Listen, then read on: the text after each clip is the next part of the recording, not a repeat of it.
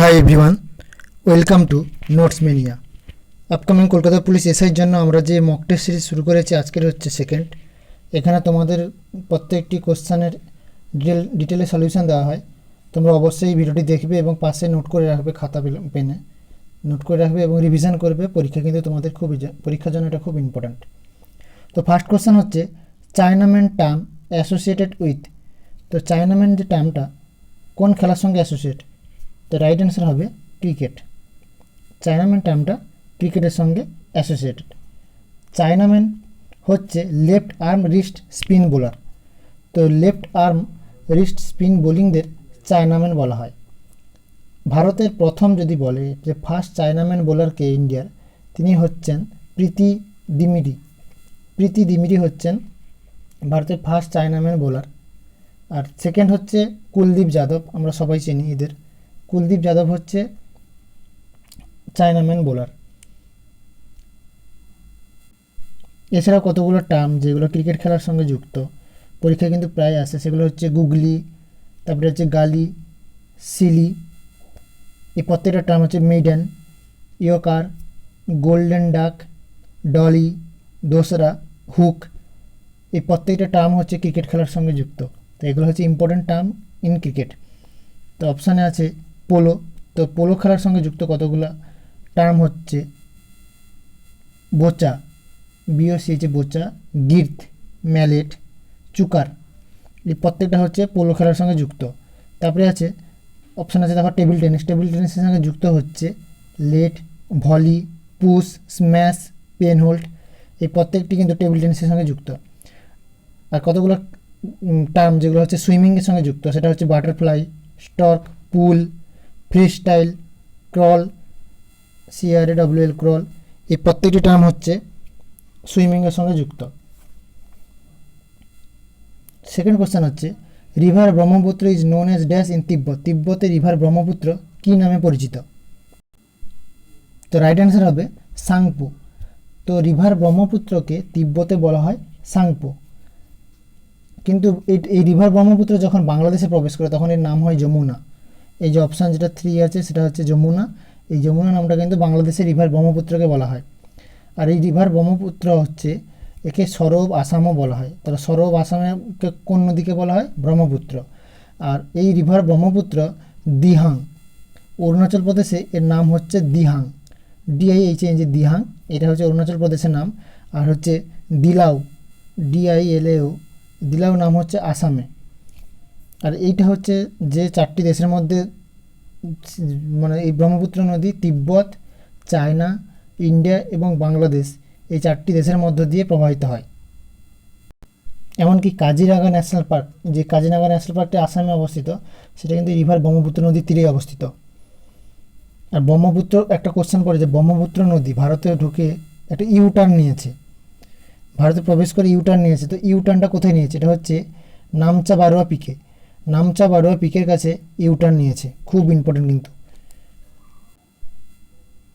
Next question, who led the 1857 revolt leadership in Faizabad. ফৈজাবাদে 1857 যে revolt হয়েছিল তার লিডারশিপ কে ছিলেন? তো রাইট অ্যান্সার হবে অপশান বি, মৌলভি আহমেদ উল্লাহ। তিনি ছিলেন ফৈজাবাদে লিডারশিপ। এছাড়া তোমরা কতগুলো লিখে রাখো, এই 1857 রিভল্ট থেকে লিডারশিপ কে কোথাকার লিডারশিপ, এটা খুব আসে। যেমন কুনওয়ার সিং, তিনি হচ্ছেন বিহারের। কুনওয়ার সিং হচ্ছেন বিহারের। খান বাহাদুর খান, তিনি হচ্ছেন ব্যারেলির হচ্ছে খান বাহাদুর খান। রানী লক্ষ্মীবাই, তিনি হচ্ছেন ঝাঁসির। বেগম হজরত মহল হচ্ছে লখনৌ। নানা সাহেব হচ্ছেন কানপুরের লিডারশিপ। তারপরে হচ্ছে লিয়াকত আলী, মৌলভী লিয়াকত আলী হচ্ছে এলাহাবাদের। আর হচ্ছে গজেন্দ্র সিং, তিনি হচ্ছেন গোরখপুরের। আর সুরেন্দ্র সাইনি হচ্ছে উড়িষ্যার। তো প্রত্যেকটা তোমরা লিখে রাখো, নোট করে রাখো, পরীক্ষার জন্য ইম্পর্টেন্ট, প্রত্যেকটা কিন্তু তোমরা নোট করবে। তারপরে কোশ্চেন আছে common name of hydrated sodium sulphate. তো সোডিয়াম সালফেটের কমন নেম কি? এটা রাইট অ্যান্সার হবে গ্লোবার সল্ট। গ্লোবার সল্ট হচ্ছে sodium sulphate, hydrated sodium sulphate. তার সংকেত হচ্ছে Na2SO4 10H2O। সংকেত মাঝে মাঝে পড়ে, লিখে রাখতে পারো। তো গ্লোবার সল্ট হচ্ছে sodium sulphate, hydrated sodium sulphate. এছাড়া কতগুলো লিখে রাখো।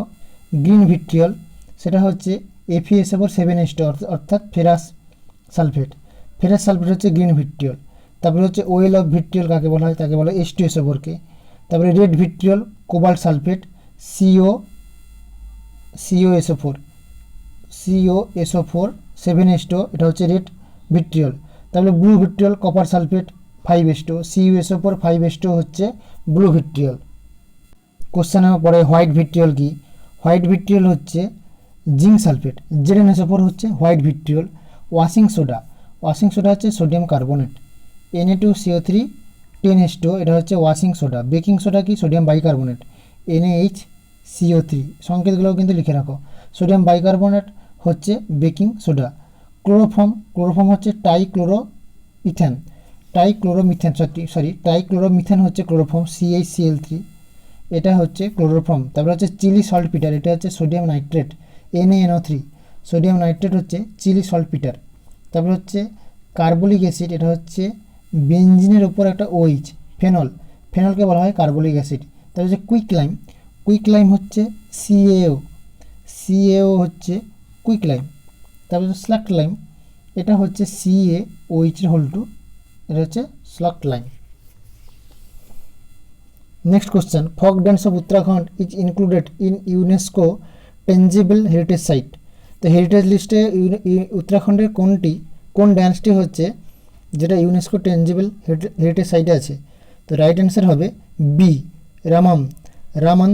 এইটা হচ্ছে উত্তরাখণ্ডের একটি ফক ড্যান্স, যেটা ইউনেস্কো টেঞ্জিবল হেরিটেজ লিস্টে, ইনটেঞ্জিবল হেরিটেজ লিস্টে আছে। তো এই রামন যে ফক ড্যান্সটি উত্তরাখণ্ডের, সেটি কিন্তু ইউনেস্কো ইনটেঞ্জিবল হেরিটেজ লিস্টে আছে 2009 খ্রিস্টাব্দে। এছাড়া কতগুলো আমরা বলে দিচ্ছি যেগুলো হেরিটেজ লিস্টে আছে। টোটাল 13 থেকে 14 যেগুলো হেরিটেজ লিস্টে আছে, ইনটেঞ্জিবল হেরিটেজ লিস্টে আছে। যেমন ছৌ ড্যান্স, ইস্ট ইন্ডিয়াতে সাধারণত ওয়েস্ট বেঙ্গলের পুরুলিয়া এই ড্যান্সটি খুব বিখ্যাত।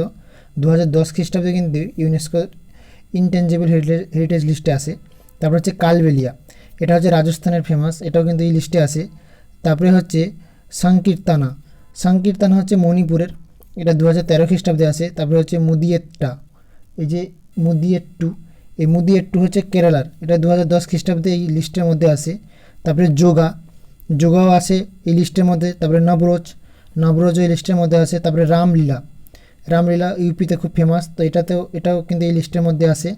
তারপরে হচ্ছে কুম্ভ মেলা এই লিস্টের মধ্যে আসে। কিন্তু সবথেকে লেটেস্ট, আমাদের পশ্চিমবঙ্গের জন্য গর্বের বিষয়, 2021 সালে লিস্টে আছে, সেটা হচ্ছে দুর্গাপূজা ইন ক্যালকাটা। দুর্গাপূজা ইন কলকাতা সত্যি দারুণ ব্যাপার, কলকাতার গর্বের বিষয়।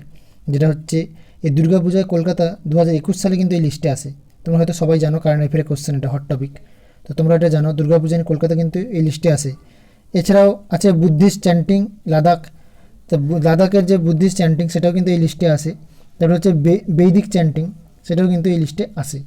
তো এই প্রত্যেকটা কিন্তু এই লিস্টের মধ্যেই আছে। ওই লিস্টটা হচ্ছে UNESCO intangible heritage list. Next question হচ্ছে Widal test is done to detect. তো কোন রোগকে ডিটেক্ট করার জন্য ওয়াইডাল টেস্ট করা হয়? তো রাইট অ্যান্সার হবে টাইফয়েড। এই রোগটাকে ডিটেক্ট করার জন্য ওয়াইডাল টেস্ট করা হয়। টাইফয়েড কিন্তু একটা ব্যাকটেরিয়া ঘটিত রোগ, আর যে ব্যাকটেরিয়ার জন্য হয় সেটা হচ্ছে সালমোনেলা টাইফির জন্য কিন্তু এই টাইফয়েড রোগটি হয়। এছাড়াও কতগুলো টেস্ট বলে দেবো, এবং সেটা কোন রোগের ক্ষেত্রে তোমরা লিখে রাখো। যেমন হচ্ছে এলাইজা টেস্ট হচ্ছে এডসের জন্য। তারপরে হচ্ছে ডিক টেস্ট, এটা হচ্ছে সার্কলেট সার্কলেট ফিভারের জন্য। তারপরে হচ্ছে জন্ডিসটা টেস্ট করা হয় বিলিরুবিন ব্লাড টেস্টে। তারপরে হচ্ছে ওয়েসন স্টেইন টেস্ট, এটা হচ্ছে প্লেগের জন্য। তারপরে হচ্ছে স্পুটাম টেস্ট হচ্ছে ডিপথেরিয়ার জন্য। এবং মন্টোক্স MONTOUX এই টেস্টটা হচ্ছে টিবি রোগের জন্য। তো প্রত্যেকটা তোমরা লিখে রাখো, খুব important. Article deals with the election of the vice president. তো এই নিম্নের কোন আর্টিকেলটা, যেটা ভাইস প্রেসিডেন্টের ইলেকশনের জন্য কোন আর্টিকেল লেখা আছে ভাইস প্রেসিডেন্টের ইলেকশন সম্পর্কে? তো রাইট অ্যান্সার হবে 66। আর্টিকেল 66 হচ্ছে election of the vice president. বাকি যে অপশানগুলো দেওয়া আছে যেমন 64, সেটা হচ্ছে vice president to be ex officio chairman of council of state. তো কাউন্সিল অফ স্টেটের এক্স অফিসার চেয়ারম্যান, এটা ভাইস প্রেসিডেন্ট, এটা হচ্ছে 64 আর্টিকেলে আছে। 63 আর্টিকেলে কী আছে, there shall be a vice president of India. তো এখানে ভাইস প্রেসিডেন্ট অফ ইন্ডিয়া থাকবে ইন্ডিয়াতে, তো সেটার জন্য আর্টিকেল 63। এবং আর্টিকেল 68 হচ্ছে term of office of vice president. তো ভাইস প্রেসিডেন্টের টার্ম অফ অফিসের কথা বলা আছে আর্টিকেল 68-এ। ইম্পর্ট্যান্ট, নোট করে রাখো। Next question, how many Indian sites are there in UNESCO world heritage site? খুব ইম্পর্ট্যান্ট, এখান থেকে বিভিন্ন টাইপের কোশ্চেন পড়ে। এই UNESCO world heritage site in India থেকে বিভিন্ন টাইপের কোশ্চেন পড়ে। তো তোমাদের পুরো ডিটেলসে আমরা সলিউশন দেবো, প্রত্যেকটা জিনিস কিন্তু লিখে রাখো, খুব ইম্পর্ট্যান্ট। তো এখানে রাইট অ্যান্সার হবে 40টি ইন্ডিয়ান সাইট আছে যেগুলো ইউনেস্কো ওয়ার্ল্ড হেরিটেজ লিস্টে আছে। আচ্ছা, এই 40টির মধ্যে 3 ভাগে ভাগ আছে, যেমন কালচারাল সাইট, ন্যাচারাল সাইট আর মিক্সড সাইট। কালচারাল সাইটের মধ্যে আছে 32, ন্যাচারাল সাইটের মধ্যে আছে 7 আর মিক্সড হচ্ছে 1টি। তো মিক্সড সাইট হচ্ছে 1টি। তো প্রথম যে কালচারাল সাইট, আচ্ছা ইউনেস্কো, তার আগে বলে দিই ইউনেস্কো কি। ইউনেস্কোর ফুল ফর্ম হচ্ছে United Nations Educational, Scientific and Cultural Organization. এই ইউনেস্কোর হেডকোয়ার্টার হচ্ছে প্যারিসে এবং এটা এস্টাবলিশড হয়েছিল 1945 খ্রিস্টাব্দে। এটা হচ্ছে ইউনেস্কো সম্পর্কে বলে দিলাম। তো ইউনেস্কো ওয়ার্ল্ড হেরিটেজ কনভেনশন, এই যে ইন্টারন্যাশনাল ট্রিটি, এটা হয়েছিল 1972। এই যে মনুমেন্ট বা হেরিটেজ যে কনভেনশন বা হয়েছিল, তার একটা ট্রিটির মাধ্যমে হয়েছিল, ইন্টারন্যাশনাল ট্রিটি, সেটা হয়েছিল 1972-তে। আর ইন্ডিয়া একটি মেম্বার ছিল এই হেরিটেজ সাইটের, ওয়ার্ল্ড হেরিটেজের মধ্যে, সেটা হয়েছিল 1977। তো ইন্ডিয়া যোগ হয়েছিল 1977-এ। তো ইন্ডিয়াতে যে টোটাল 40টি সাইট আছে তার মধ্যে 32টা হচ্ছে কালচারাল সাইট, 7 হচ্ছে ন্যাচারাল সাইট আর একটা হচ্ছে মিক্সড সাইট। তো ফার্স্ট যে 4টে সাইট যেটা হচ্ছে এই ইউনেস্কো ওয়ার্ল্ড হেরিটেজ সাইটে এসেছিলো ইন্ডিয়া থেকে, সেটা হচ্ছে 1983 খ্রিস্টাব্দে। তো ওগুলো লিখে রাখো। আগ্রা ফোর্ট, যেটা হচ্ছে ইউপিতে অবস্থিত, এলোরা কেভস, যেটা হচ্ছে মহারাষ্ট্রে অবস্থিত, তাজমহল, সেটা ইউপিতে অবস্থিত, আর অজন্তা কেভ, সেটা মহারাষ্ট্রে অবস্থিত। তো এই 4টে প্রথম এসেছিল ইউনেস্কো ওয়ার্ল্ড হেরিটেজ সাইটে ইন্ডিয়া থেকে, কত খ্রিস্টাব্দে? 1983 খ্রিস্টাব্দে। এছাড়াও তোমাদের একটা বললাম মিক্স সাইট কিন্তু একটা আছে। তো ইন্ডিয়া থেকে মিক্স সাইট একটাই, সেটা হচ্ছে কাঞ্চনজঙ্ঘা ন্যাশনাল পার্ক, যেটা 2016 খ্রিস্টাব্দে কিন্তু এই লিস্টের মধ্যে অ্যাড হয়েছিল। এবং এই কাঞ্চনজঙ্ঘা ন্যাশনাল পার্কটি আছে সিকিমে, এটি আছে সিকিমে। আচ্ছা, 2021-এ কিন্তু লাস্ট দুটো হয়েছে, এই দুটো হচ্ছে কালচারাল সাইট। তো রিসেন্ট যে দুটো কালচারাল সাইট এই ইউনেস্কো ওয়ার্ল্ড হেরিটেজ সাইটে এসছে, সেটা হচ্ছে ধোলাভিরা, একটা হরপ্পা সিটি যেটা গুজরাটে অবস্থিত, এটা একটা হবে। আর একটা হবে কাকাতিয়া রুদ্রেশ্বর মন্দির, কাকাতিয়া রুদ্রেশ্বর মন্দির যেটা তেলেঙ্গানাতে অবস্থিত, সেটাও কিন্তু এই কালচারাল সাইটের মধ্যে এসছে। আচ্ছা, আর বললাম ন্যাচারাল সাইট 7।